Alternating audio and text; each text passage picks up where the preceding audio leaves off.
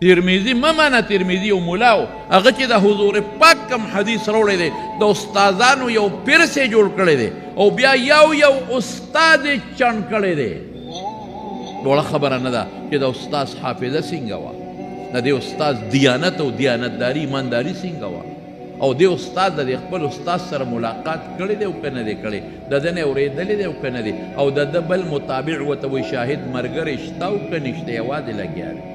دا ټولې خبرې چڼ شوي دي 1400 کاله وشو علماء چڼ کړي دي او په دې جلدونه کتابونه لیکلي شوي دي د ځانه نه وایي زه چې یو خبره دلته تا ته کوم د ځانه به نه کومه که مې وکړه هسې خوشطبي به مې کړي که مې د ځانه وکړه نو هسې ستا د ترغیب دپاره به کړي چې تا پوه کړم خو چې شریعت او دین ذکر کوم نو زه به بیا قرآن ذکر کوم او زه به د پیغمبر حدیث ته ذکر کوم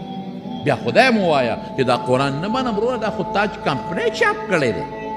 تاج کمپنۍ سے اعتبار دی دا قرآن نه منم دا خو علمي چاپخانې چاپ کړی دی هغې نه څه اعتبار یا د خدای بنده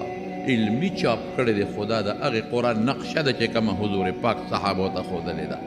دا قرنګې بخاري شریف کې ترمیزي کې چې کوم احادیث صحیحه دي دا د هغې خبرو نقشې دي چې کومې حضور پاک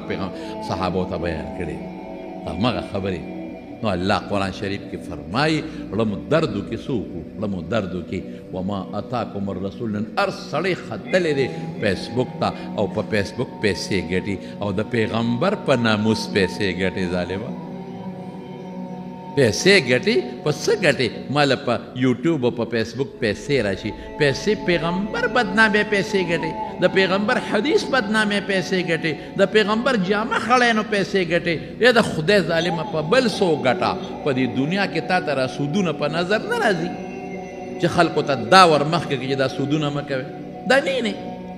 پیغمبر یې نه تا ته په دې دنیا کې دا بربنډه لکان او جینکۍ چې ګډ ورګرځي دا تنینې په نظر درته نه راځي دا په دوکانونو کې چې دا خلک دوکې شاکې کوي او غلط څیزونه خرڅوي دا نینې ته دا راته نه ښکاري دا چې سراسر کمې ګمراهۍ کېږي او ګناهونه کېږي او ټوله دنیا ورته ګوري دا درته په سترګو نه ښکاري په دې پیسې نشي ګټلی چې خلکو ته دا برایه ور مخکې کې نو پیغمبر پسې لګېدلی هغه پیغمبر چې ما ستا دپاره هغه څونه خواري کړی هغه پیغمبر چې دې نه وې مونږ به نن د کفر په تیاره کې او په ګمراهۍ کې پراته هغه پیغمبر چې د دې امت دپاره هغه په شا لرې غورځېدلی دی پیروانونه پرې غورځېدلي دي هغه پیغمبر چې د دې امت او د دې دین دپاره طایف سفر کې وګوره وینې ترې توی شوي دي هغه مبارک پیغمبر چې د دې دین دپاره هغه خپل وطن پرېښی دی غاښ مبارک یې مات شوی دی هغه پیغمبر چې په سجده باندې پروت دی او جاړي او بیبي ورته وایي ولې جاړې وایي امت له سوال کوم چې الله زما امت معاف کړي هغه ستا خیرخوا پیغمبر تا ته رور ویلی دي څه مونږ ته څه ویلی دي رونه یو ځل یې وفرمایل ارمان که ما خپل رونه ولیدل وددت لو انی رأیت اخواني دا مې ارمان دی که خپل رونه مې ولیدلې صحابه ورته وایي اولس مونږ ستا رونه نه یو د الله رسوله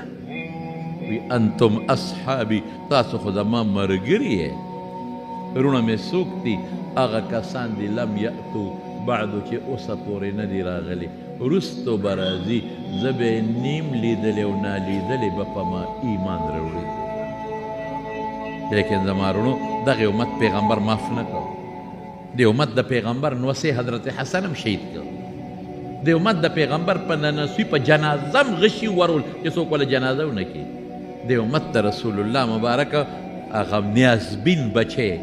هغه خشته ښکلې بچی چې د پیغمبر په شا به اوچتېده او د پیغمبر به وله شونډې ښکلولې حضرت حسین د هغه نه هم سر پرې کړی د امت د پیغمبر نوسې نه دی معاف کړی حضرت حسین نه دی معاف کړی حضرت حسن نه دی معاف کړی حضرت عثمان نه دی معاف کړی حضرت عمر نه دی معاف کړی نو دې نه به ګیله نه کوي دی به پیغمبر څه معاف حسن علالول او وجل او حسین علالول دا د پیغمبر رخ خفه کول دي که نه دي خفه کول پیسو دپاره خلک څه نه کوي نو الله فرمایي نن درته صرف د رسول الله مبارک د سنت یو دوه خبرې کوم ما اتاکم الرسول فخذوه چې څه درته راوړي دي ونیسئ وما نهاکم عنه فانتهو څه نه یې منې کړې هغې نه ځان وساته وایي واتقوا الله الله وایي ما نه ویرېږئ ویرېږئ لغوي مفهوم دغه دی ان الله شدید العقاب الله په شان سخت عذاب څوک نشي ورکولی زما خبره ومنه بل دی ورته الله څه فرمایي قل ان کنتم الله پاک حضور پاک ته فرمایي ښه ما ته نه وایي رسول الله صلی الله علیه وسلم ته فرمایي الله پاک قل ووایه ورته ای محبوبه ان کنتم تحبون الله هلکه زمونږ د ټولو الله سره خو مینه شته که نه ان کنتم قل ووایه دې امت ته قل ووایه ورته ان کنتم تحبون الله که الله سره مینه لرل غواړئ نو فتبعوني زما تابعداري د الله مینه په چا باندې موقوفه شوه د پیغمبر په تابعداري ته څنګه قرآن ترجمه کوې ته په قرآن نه پوهېږې قل ان کنتم تحبون الله که الله سره د مینې دعوه لرئ او مینه کوئ نو فتبعوه نه دی چې د الله تابعداري وکړئ ورپسې څه دي فتبعوني زما تابعداري وکړئ و دا ورته ووایه د حضور پاک تابعداري وکړئ نو بیا به څه چل وشي چې د پیغمبر تابعداري وکړئ نو یحببکم الله بیا به الله در سره مینه کوي الله به در سره مینه کوي رب العالمین او ویغفر لکم ذنوبکم گناهم درته بخي والله غفور رحیم الله غفور دی او مهربان نو د الله د مینې نښه څه ده د رسول الله مبارک تابعداري کې د حضور پاک تابعداري او په خدای قسم چې دا صحابو کړی دویمه یې پکې نه ده ویل فورا یې کړې ده اوس یو دوه درې مثاله درته در کوم عام مثالونه هغه د طالبانو دلایل درته نه ویم عام مثالونه چې تاسو عام دوستان ورباندې پوه شئ حضرت عمر فاروق رضی الله تعالی عنه په مدینه منوره کې یو منافق دی منافق هغې ته وایي چې په خولې مسلماني او دړنه کافر یو یهودي دی د دواړو په یو ځمکه جګړه راله دواړه رالل رسول الله صلی الله علیه وسلم ته یهودي په حق او منافق په ناحق نو حضور پاک د هغه یهودي په حق کې فیصله وکړه د شریعت مطابق چې دا ځمکه ستا ده دواړه راووتل دا منافق د یهودي ته وایي وی راځه عمر لځو چې موږ له هغه فیصله وکړو وی دا پیغمبر مبارک یې وکړه وی بس ته راځه په هغه کوو دا ما ته ټیک نه ښکاري خدایه لاړل حضرت عمر فاروق نه مطلب یې دا و چې حضرت عمر به زما ظاهري مسلمانۍ ته وګوري سړی خو نور منافق و نو کیدی چې زما پره وکړي چې لاړ حضرت عمر فاروق ته دروازه ولا راووته وی صاحب زما او د دې یهودي په ځمکه جګړه د موږ له فیصله وکړه هغه وی ډېره ښه چې دا خبره یې وکړه یهودي ورته وی عمر ته وی عمره وی اوس موږ لاړو حضور پاک له هغه زموږ فیصله وکړه خو دې هغه نه مني تاله یې راوسته عمر ورته ډېره خبره چې د هغې نه ده منلې زه به دله وکړم زه به دله فیصله وکړم 2 منټه ودرېږې زه راځم حضرت عمر کور ته لاړ او توره یې راواغېست او چې بار ته راووته چې شړق شو منافق په دا توره او سره یې تیل ته وغورځو وایي چې د حضور پاک د فیصلې نه پس ما له څوک فیصله راوړي دقه فیصله به وله کوم صاحب لوی غوغا جوړه شوه چې عمر مسلمان وجلی دی خو منافق و رسول الله مبارک له خبره راله رسول الله مبارک حضرت عمر راوغوښته وی سړی دی وجلی دی وی او د الله رسول ومې وجل ولې دې ووجل وی ستا د فیصلې د پاسه ما له فیصله راوړه اوس هم دا وایم دا مې ایمان دی ایمان دې ته وایي چې ستا فیصله نه مني هلکه چې د پیغمبر فیصله نه مني او دا مې نه راخوښه خو مطلب دا چې پیغمبر انصاف نه دی کړی که نو چې پیغمبر ته څوک بې انصافه وایي هغه مسلمان دی که کافر دی کافر وی ستا فیصله څوک نه منې و هغې نه پس ماله راځي نو دویمه خبره پکې نشته دقه فیصله به کوم فوراً په قرآن شریف کې آیت نازل حضور پاک ورته عمره خیر دی هسې به دې پې کړی زورنه به دې ورکړی وجه دې ولې فوراً الله قرآن شریف کې آیت نازلی څه فرمایي الله فرمایي چې فلا وربک لا ګورې عمر مه چېړه عمر ته دا خبرې مه کوه چې غلط فیصله دې دا کړې ده زما د ستا په رب قسمي الله وی زما د په خپل ذات قسمي لا یؤمنون حتی یحکموک فیما شجر بینهم تر څو چې تا له فیصله نه راوړي او تا باندې اعتماد نه کوي دا قسم مې دی الله فرمایي په خپل ذات چې دا د سره مسلمان نه دی فلا وربک لا یؤمنون حتی الب مسلمان چې پتا فیصله وکړي یحکموک فیما شجر بینهم ثم لا یجدوا فی انفسهم حرجا مما قضیت ویسلموا تسلیما اوهو درې ځله الله خبره مضبوطه کړه پتا به فیصله کوي او پړه کې به په خولې په ظاهر به هم غږ نه کوي مني به د ړنه به هم مني ثم لا یجدوا فی انفسهم حرجا مما قضیت طالبانو ته موږ دې کې ډېرې اوږدې خبرې کوو بیا به دې پړه کې دومره پوټې شک هم نه محسوسوي چې پیغمبر غلطه فیصله کړې ده د ړنه به مني او بیا څه وایي ویسلمو تسلیما بس عمل به هم کوي راشه پیغمبر فیصله وکړه زما په عمل دی روړه دا ځمکه دی دا خو قرآن وایي که نه چې د پیغمبر خبره منه خو چې نه منې دغه د سزا د کم چې حضرت عمر فاروق رضی الله تعالی عنه او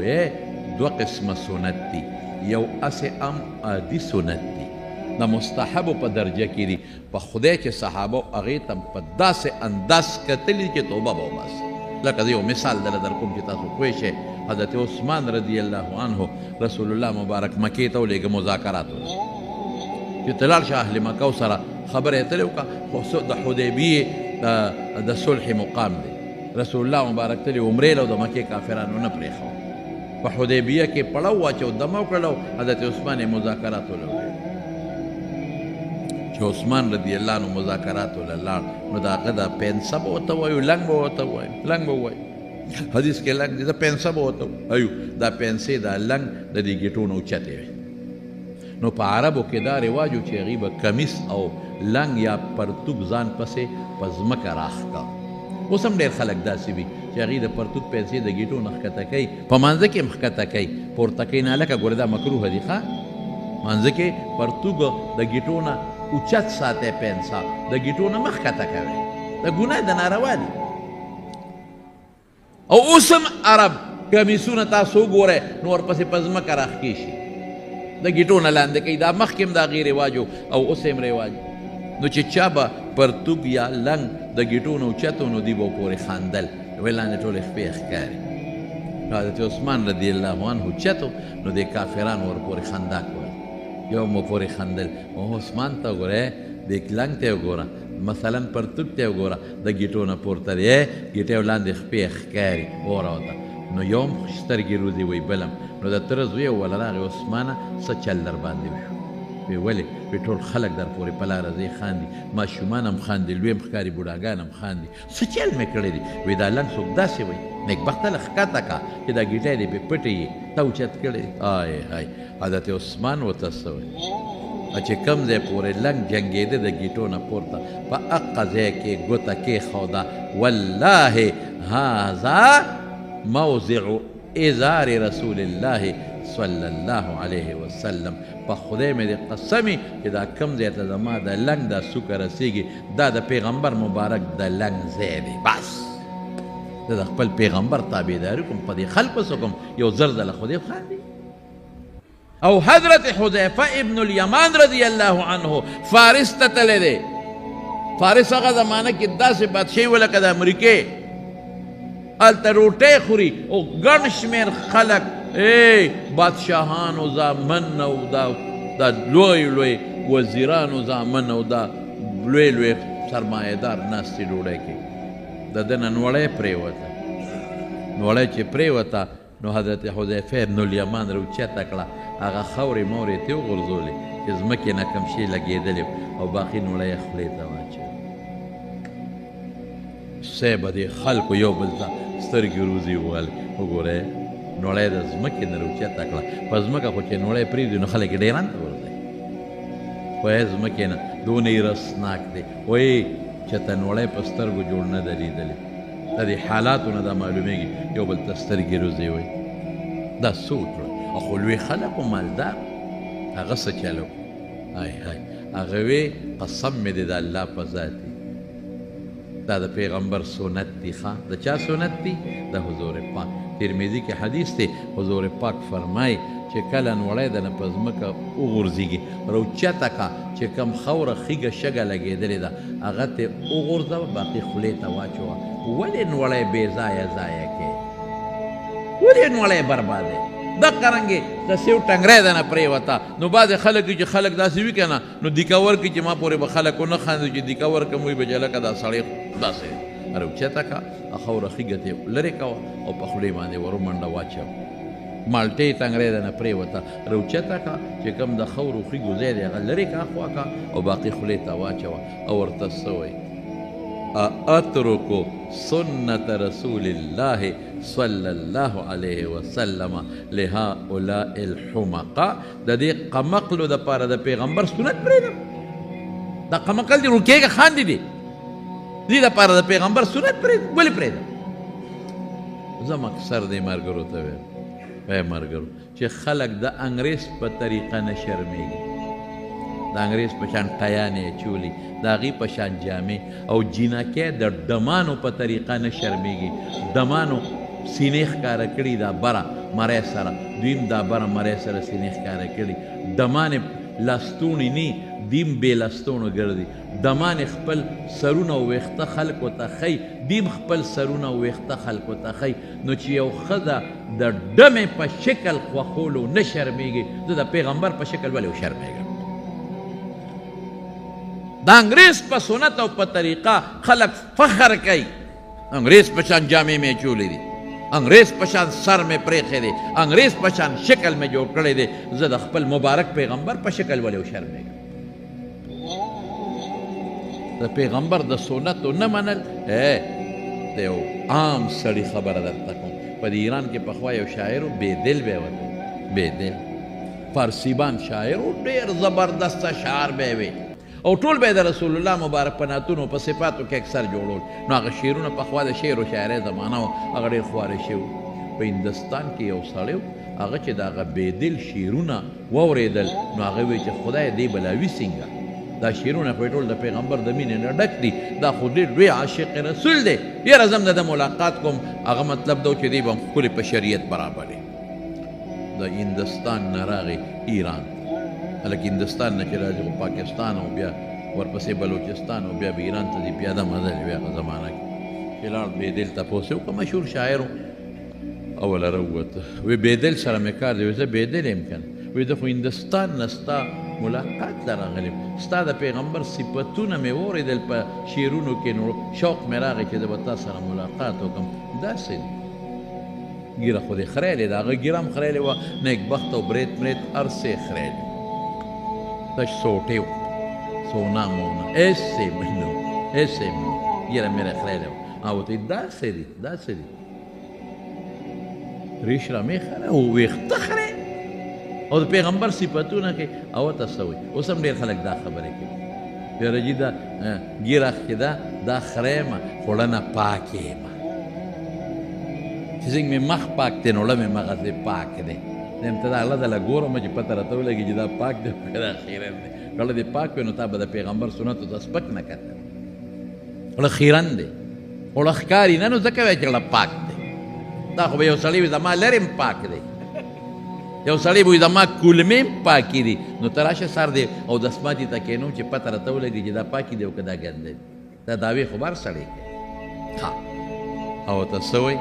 وی ریش را می خراشیم ولیکن دل مسلمان را نمی خراشیم وی گیره خو خریم خو د مسلمان له نه خریم گیره خریل خو د ما خپله ګناه ده دا څه خبره ده خو مسلمان ته تکلیف ضرر رسول ډېر لوی جرم دی انا کوم د مسلمان له نه خریم هغه د هندوستان کس ورته څه وایي وی غلط گفتی دل رسول الله را می خراشی وی غلطه دی وی د مسلمان لنه د پیغمبر په زړه چاړه راکاږي ولې ګیره خره دې طریقې محمدیه کې یو قول دی هغه لیکلی دی چې کله څوک ورشي رسول الله مبارک ته او سلام پې واچوي د وفات نه پس او د ده ګیره نه ګیره خریلي وی په قبر کې د حضور پاک مخه دی زه دا خو ته مه منه ته وایې د یو صوفي خبره ده نو دا واوره رسول الله صلی الله علیه وسلم له 2 کسان رالل مجوسیان کافرانو دواړو ګیرې خریلې کافر اوس کافر چې څه کوي کوي به هغې سره زمونږ څه کار دی قسم په خدای حدیث کې راځي چې رسول الله مبارک دی مخ بل طرف ته مخې ته او بیا ورته وي دا ګیرې ولې خرایې وی امرنا ربنا ان نحلق لوحه مونږ ته خپل رب هغې به خپل بادشاه ته رب وی مونږ ته خپل رب حکم کړی دی چې دا ګیرې وخرایې حضور پاک څه وی بل امرني ربي ما ته خپل رب حکم دی چې زه ګیره غټه کم او ګڼه کم ان نعفي لحیتي چې زه خپله ګیره ګڼه کم ګڼه ما ته خپل رب ویلی دی دلته اوس هم خلک وایي ماړه خو سنت شی دی سنت نه دی واجبه ده ګیره خریل ډېره لویه ګناه ده او جرم دی نن نه پس ټولو وروڼو ته وایم او دوستانو ته وایم مه خریږئ ګوره څونه ګناهونه دي په دې ګیره کې واجبه ده یو واجب او بل تا ته د ښکلې مخ خشته ښکاري او د ګیرې والا مخ درته خشته نه ښکاري نو ګویا کې د پیغمبر شکل درته ښکلې ښکاره نه شي او د کافرانو سره تشبیه کې او د ښځو سره تشبیه کې دا خو د ښځې او د مسلمان په منځ کې فرق دی یو کس پکې راته لاوي مو یاره وی ګیره وی جنت کې به د خلکو ګیرې نه بیا چې هلته لاړ شي بیا خیر هلته به سړی د ګیرې ټوکېدو وخت ته رسېدلی نه په داسې انداز به په داسې عمر کې به په جنت کې چې د جنت مطابقه د هغې عمر مطابقه ګیره راخیږي نو دی به هغې وخت ته نه رسېدلی او نه به رسي نه به پکې زیاتې راځي لکه دلته کې چې سړی د 9 کالو یا 2 کالو هلکې او ګیرې نه راغلی یا د 12 کالو بعض انسانو د 14 کالي او ګیرې نه راغلی جنت کې به ګیره نه دا مو وایه چې د مور به هم ګیره نشته ما د یو هلک نه تپوس وکړه کوسه و کوسه ما هلکه دا ګیره دې ولې نشته وایي زه مور ته تللی یم زه مور ته تللی یم ما ځکه ګیره نشته نو دا بیا ووایه جنت کې بیا وایي د مور هم ګیره نشته نو هغسې ځان کې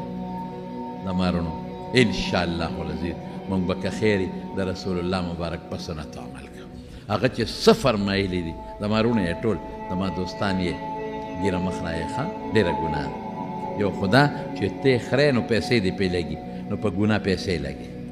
خامخا بلیډه وغه شی به ولاد یا نیله به دی پیسې دې پرې لګي دویمه ګناه سره همیشه کې یو ګناه سړی یو ځل وکړي دا ته همیشه کې درېیمه ګناه څه ده درېیم ګناه خلک پټه کوي ته یې ښکاره کې څلورمه څه ده څلورمه دا چې دا خرایې مخ ته خشته ښکاري نو خدا خشته نه دی که خشته و نو پیغمبرانو ولې ګیرې بیا پرېښود پنځمه ګناه سره د ګیرې والا مخ ته خشته نه ښکاري نو د ګیرې والا مخ خو د حضور پاک او د صحابه و بله ګناه سره د ښځو سره تشبیه ده او پیغمبر مبارک د ښځو تشبیه باندې لعنت ویلی بله ګناه سره د کافرانو سره د مخ برابر کړی خشته کړی دی کافرانو سره تشبیه دا ګناه کبیره ده زمارو او بل چې ورته لا ګناه نه وی دا خو ډېر لوی جرم دی ډېر لوی جرم نو که خیر انشاءالله العزیز د دې نن نه پس به که خیر ټول واده کوو ښه چې ګیرې به پرېږدی که خیر او یو کس ما ته وی یاره ګیره زه بل چاته ما ته یې نه وي خو ما ته راورسېد وی بیا به څوک ښځه نه راکوي ما ولې دا ګیرو والا بې ښځو ناستي دا هسې خبرې د خلکو د نیکانو ښځو بې ګیرې نه دی خوښه یقین په خدای او که دا راته ګورې بیا په جومات کې ناست یم ما ته یو سړي وی د یو زنانه نه دې تاغه کو وی یو جنۍ وه او مور ورکوله پلار ورکوله یو هلک له او د هغه ویښته په مخنوګیرې خریل او برېت یې خریل وی هغه جنۍ وی چې زه ځان په شان کس سره واده نه کوم سړي سره واده ځان په شان کس سره واده نه کوم په مخ او په برېتو خو زما هم ویښته نشته نو ښځې ته ولې نه ودېږم چې دته ودېږم زه هغه چا سره واده کوم چې هغه سړی وي د پیغمبر په سنتو باندې برابر نو انشاءالله دا مې ورته نصیحت وکړو نو ټول به پرېږدی که خیر انشاءالله ګیر نو صحابو ته چې به حضور پاک څو فرمایل په خدای که دویمه پکې د تبوک غزا له نبي علیه السلام ځي او صحابه ورسره دي او مزل ډېر زیات اوږد دی او ګرمي ده او څاروي کم دي رسول الله مبارک دغسې کېناسته او خلکو له ترغیب ورکوي مدد وکړي ګورو دې ته صحابه فوراً ځي حضرت عثمان رضی الله عنه لاړ په زرګونو روپۍ راوړه اشرفې اوښان او اسونه او سامان یې راوړه وایي دا د الله په نوم وقف حضرت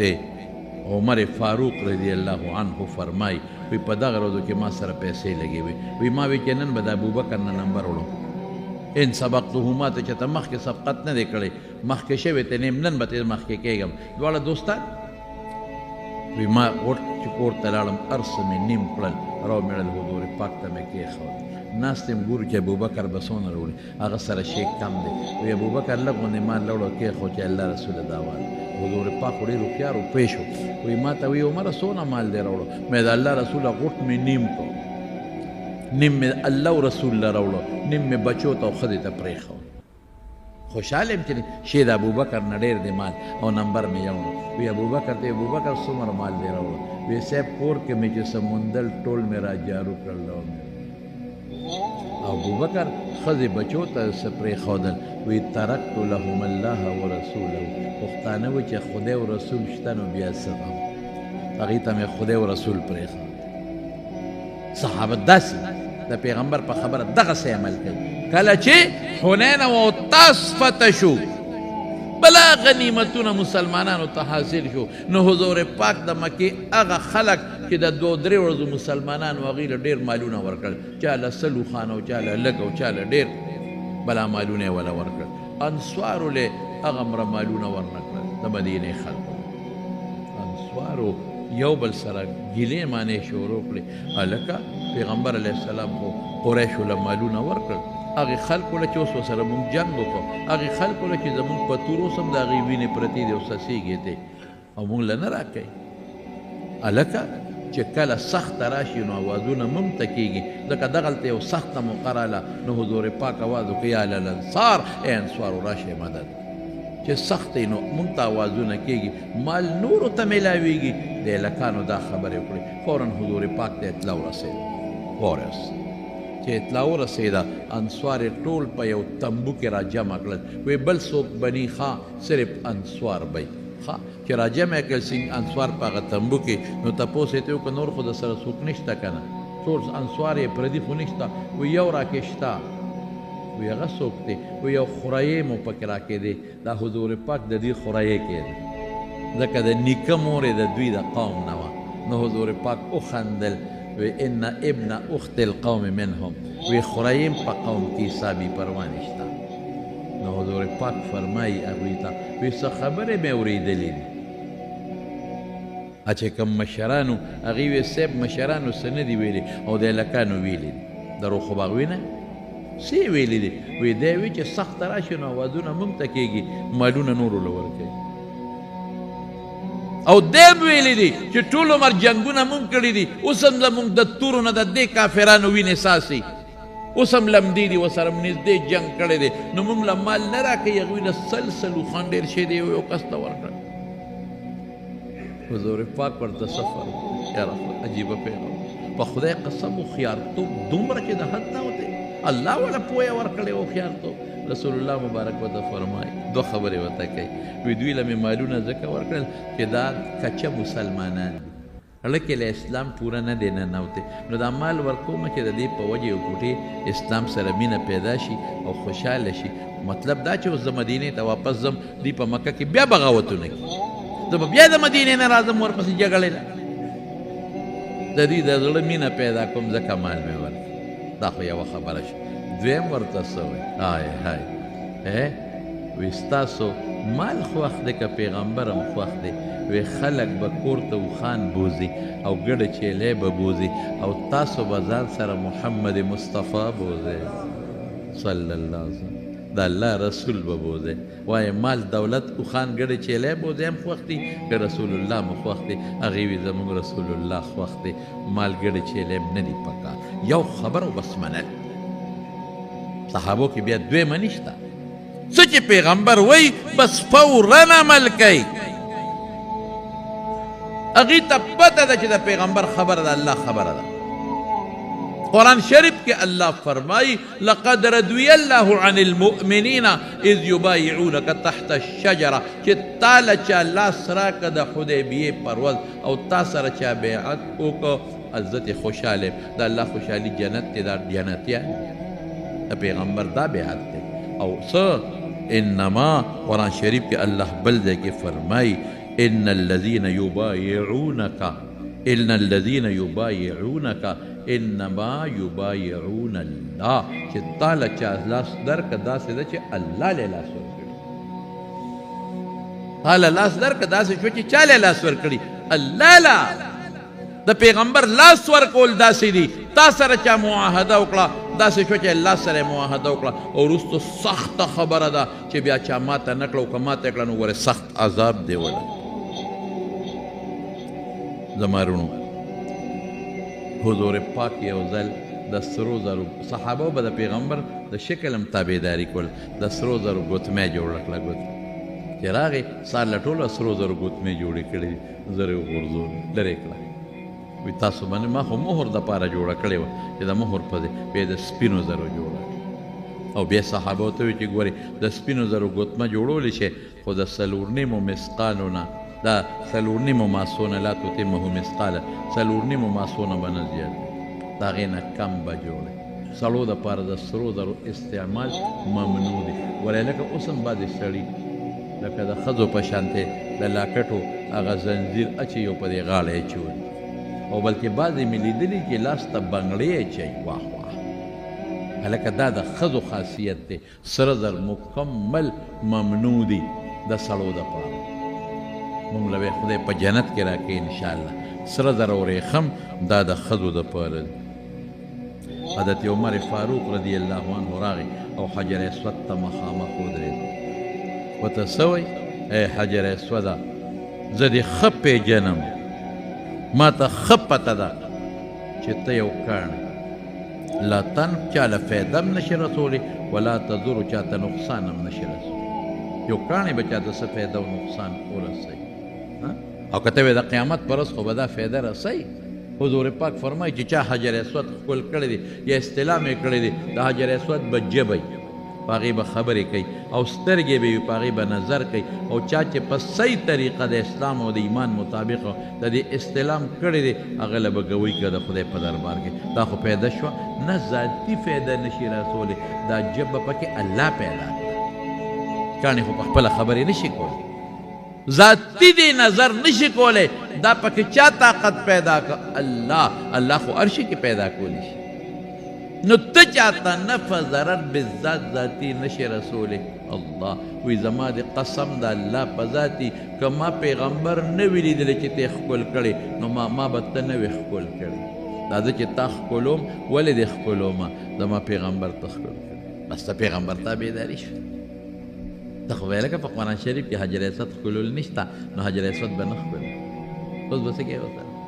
په قرآن شریف کې خو د طواف طریقه هم نشته صرف ولیطوفوا بالبیت العتیق راغلی چې د بیت الله نه چکر ووهئ نو به یو چکر ووهه که نه طواف شو یو ځل ما ته یو ملګرو یو ځای کې دیره و دا ډېره زړې زمانې خبره یو سړي وي زه خو د ورځې 80 طوافونه کوم زه اول وي زه خو 80 کوم او زه خو دروازې 90 ته 100 طوافونه کوم و د کاکاس دا ته 100 څنګه او یا څنګه اتیا څنګه مونږ خو 2-3 نشو کولی دومره طوافونه څنګه کې یاره شک مې راغی مې دلته راشه مې طواف څه ته وایي طواف دې ته وایي چې حجر اسود ته مخامخ به ودرېږي او نیت به وکړې او چکر به ووایي مې یو چکر وی یو چکر طواف مې څونه دي کړي دي شمېر دي شمېرلي دي میں دا ټولو قضا بکې در باندې واجب دي اوس تکړه شه دا دروازه چې ته به 100 مې نیتونه کړي دي او یا مې کړي دي ټول در باندې لازم دي اوس بکې و چکر به یو طواف دی ورپسې 2 رکعاته مونځ دی دې ته طواف ویل کېږي ولې نیت دې وکړو فاسد دې کړو نیت دې وکړو بیا دې هغه پرېښود او بل دې نیت وکړو نیت دې وکړو ولې فاسد کړو بل دې شروع کړو ټول در باندې واجب دي اوس پکې پړینګ په جړا شوې دا به زما پلار وکړي ما چل نسته کې عمرې له راځي هلته خوار قسمه خلک سوراب احمد جي صاحب د خدای پاک وبخي الله دې په قبر انوار نازل کړي هغه وی راغې خندلې مې حاجي صاحب ولې یاره یو بابا پښتون عجیبه لوبه مې څه وی لګیا وی ما ته وی چې بچې پښتون ما وی او وی دا خلک به کله ودرېږي دا طواف ویل مې ولې وی زه خو چې راغلی یم نو دې خلکو سره روان شوی یم چې اوس به ودرېږي دا اوس به ودرېږي اوس به ودرېږي وی دا مخ بیخپې ماته کړې یو کس پکې نه ودرېږي مې چې دا ودرېږي خو ته نه دا لویه سلسله ټول نه ودرېږي خو چې اووه پوره کې ودې پوره کړی وي ونه چې بیخ مې ووته چې راغلی یم تاویږم چې دا ډله به اوس ودرېږي اوس وی څوک نه ودرېږي نو چل څوک نه زده کوي حضرت عبدالله ابن عمر رضی الله تعالی عنه چې په پلاره ته مکې شریفې ته نو چې کوم دی به حضور پاک دمه کړې وه هلته به یې دمه کوله حالانکې دا په شریعت کې څه فرض واجبه نه ده چې کوم ځای به حضور پاک مونځ کو هغه ځای له به یې ځان رسو هلته به یې مونځ کو وي زما محبوب دلته مونځ کړی دی بیت الله ته چې حضور پاک ننوته دی نو وروستو خبر شو چې ورغې داسې وخت کې ورغې چې رسول الله مبارک بار راووتو ورننوت حضرت بلال ته وی وی این صلی رسول الله صلی الله علیه وسلم حضور پاک مونځ کب ځای کړی وی د فلانکي ځای کې ورغې په هغه ځای دوه رکعت وکړه حالانکې بیت الله کې چې په هر ګوټ کې کول نو کولی شي اوس حضور پاک حدیث ته بل ویما نبی کریم صلی الله علیه وسلم فرمای وی زما نه پس به داسې خلک راشي چې یو بل سره به اختلافات شروع یو به یو سوی بل به بل سوی یو به یو سوی بل به بل سوی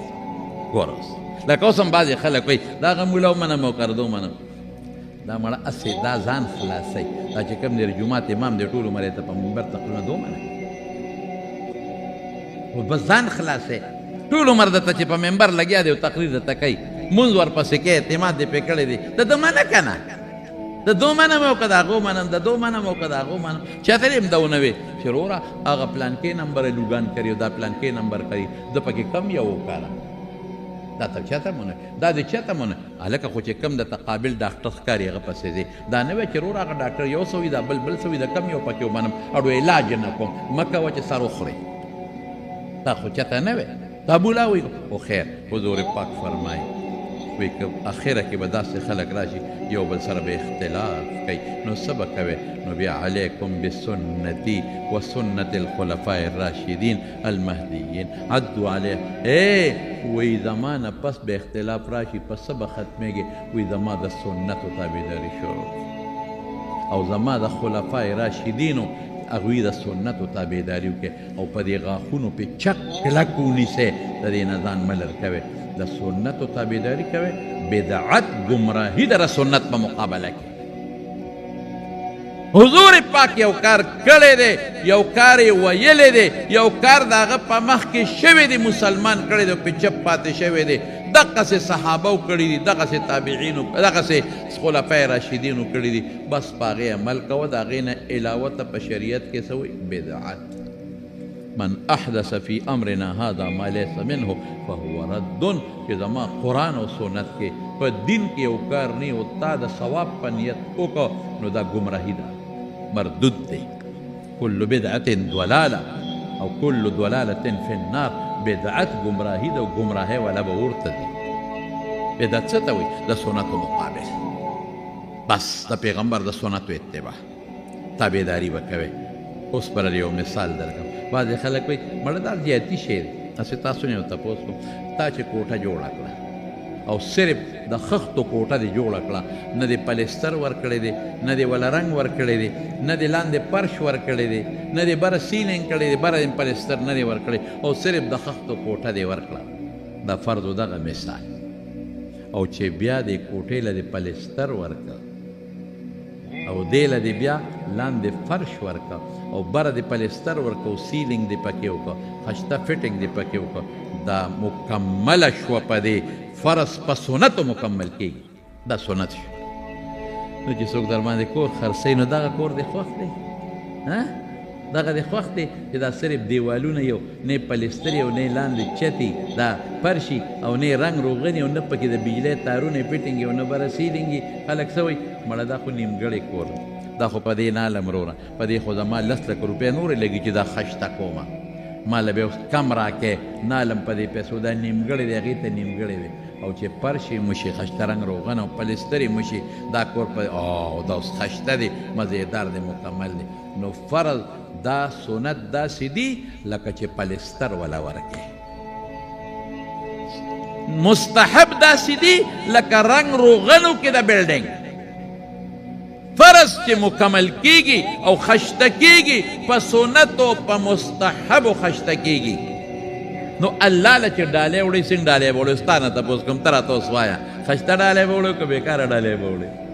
خشته به وړي ښکلې خشته نو دا فرض یو ډالۍ ده مونږ یې الله له وړو نو رسول الله مبارک د هغې د خشته کولو طریقې مونږ ته ښودي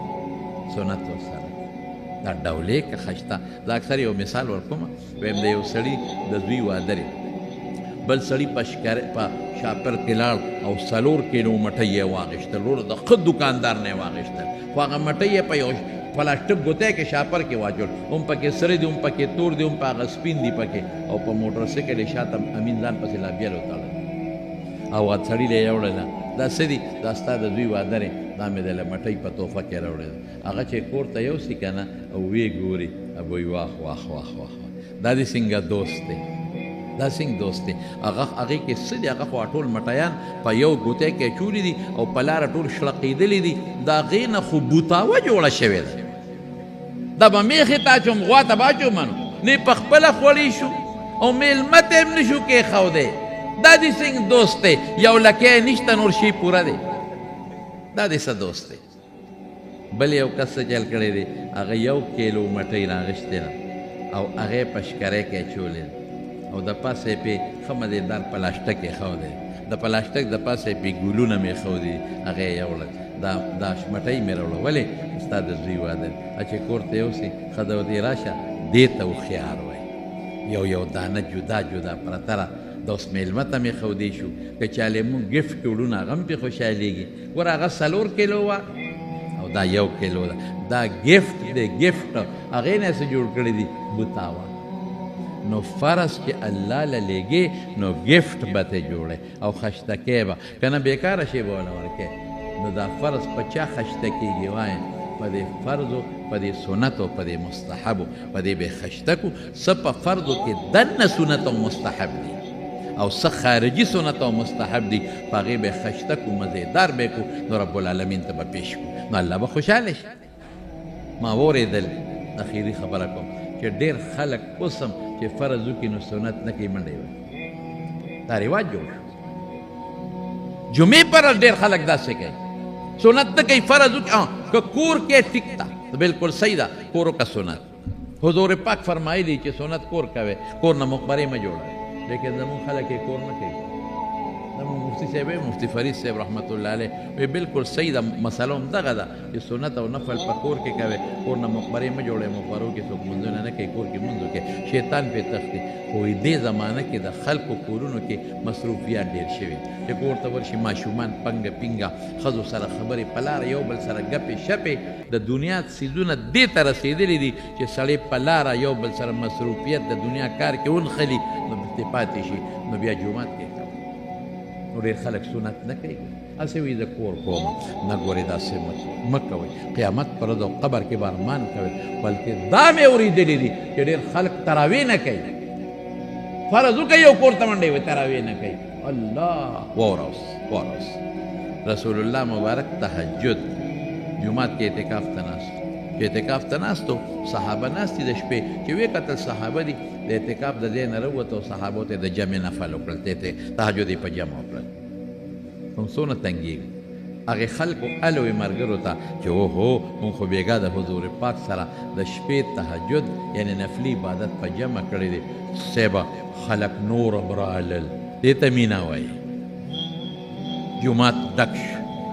په 3 شپه بیا حضور پاک راووته هغې 2 شپې والا الوې صیب جومات دومره ډک شو چې څوک هم پکې نه ځایېدل دې ته شوق وایي په 4مه راونوت د اعتکاف د ځای نه صحابه ورته په قطقاڼو هغه کوزکې ته کړي داسې ویشته چې حضور پاک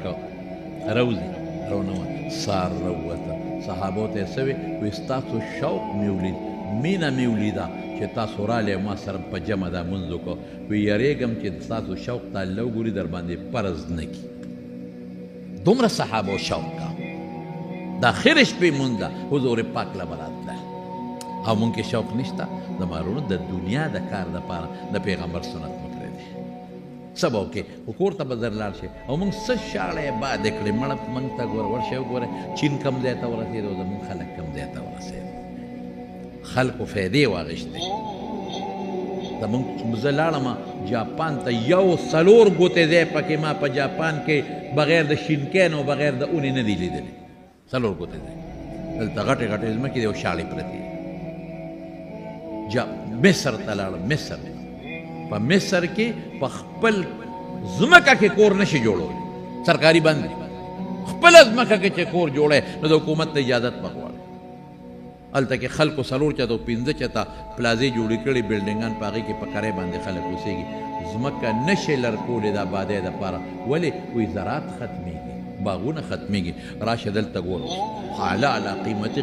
ځمکې دي او خلکو پکې کورونه جوړ کړل ځمکې تباه شو برباد شو ورشه چین ته وګوره په خدای قسم یو ځای کې را روان باغونه ختمېدل کم ځای د انارو او داسې ځای په دی دا خلک ناست و انار یې خرڅول یو ځای کې مونږ ودرېدو مونږ ویده لږ انار به راولي داسې انار چې دننه پکې دانه مانه نشته ټول د اوبو ډک چې زه ورکوز شم نو ما دې باغ کې لږ چکر ولګو ما سړي ته مې ویل چې ورلم په خدای قسم ویرېدم داسې ګڼ باغ نه ختمېدو والا باغ ګڼ باغ او د باغ انارو ته هر یو انار ته پلاسټک اچولی و لکه دا هغه یاجوج ماجوج ما ته ښکاري ځکه دا خو په یو انار کې بشیر جانه په 100 انار دي او دا بوټي یو بل سره دومره ګڼ دا خو په لکونو کروړونو نه چې په اربونو انار دي دې ته دا پلاسټک اچول دی سینګار کړی دی هغې کار کوي مونږ ته ګوره کار ته ګوره او ډېر سنت مې پرېښود په سفر روانې مجبوري دی ده خیر دی بیا د اجازت شته مجبوري دی د باران دی ګلی ده یا تلوار دی یا وخت نا وخته دی ټیک شو رعایت به راسره وشي لیکن ته په کور کې ناستې دی نه چې سنت دې پرېښود چېرته دی او کور ناستې ماشومان به پینګار کوي د هغه به په غېږ کې ګرځی که نه یا به بل دوست سره په بیټک کې کښېنې ګپ شپ په لګی که نه نو د دوست ګپ شپ خرې که د الله ولاړه ښه ده زما وروڼو د رسول الله مبارک د سنتو به مونږ که خیر انشاءالله پابندي کوو د نن نه پس سپک به نه ګورو سپک ته وکتل د ایمان نه به خلاصې په سنتو ته سپک کتل یو دا چې نه کوم یو سپک کتل د پیغمبر سنتو ته سپک کتل پیغمبر ته سپک کتل دي او د پیغمبر استخفاف او سپک کتل د ایمان نه خلاصېدل بل دغه خلک چې دا څوک درته د حدیثو خلاف خبرې کوي ته پې پوهېږي ښه راته پتر هر سړی پوهېږي د داسې خلکو تقریرونه مه اورئ هغه مه شیر کوئ تام ورسره په ګناه کې برابرېږي هغه خلک چې هغه ډېر خلک داسې دي چې ملحدین دي دین نه مني قرآن نه مني پیغمبر نه مني هغه کافر دي او زمونږ په دې وطن کې اوسېږي خو ځان ته خو کافر نه شي ویلی منافقین دي منافقین چې یو سړی د پیغمبر سنتو ته سپک ګوري دا کوم دی نه مسلمان یو سړی پردې ته سپک ګوري یو سړی په اسلام آباد کې وره یو سړی د اسلام آباد په روډ د پاسه چغې وی اے رسول سن لو پردہ ظلم ہے اے پیغمبر واورا زما دا خبر چې پردہ ظلم دی د انسان مسلمان پاتې کېدی شي دقه خلک دي د دغه مولایانو چې دا کم د حدیثو نه انکار کوي سنتو ته سپک ګوري د هغې تقریرونه اوري او شعر کوي او زبردست مولا دی دی ته مولا وایي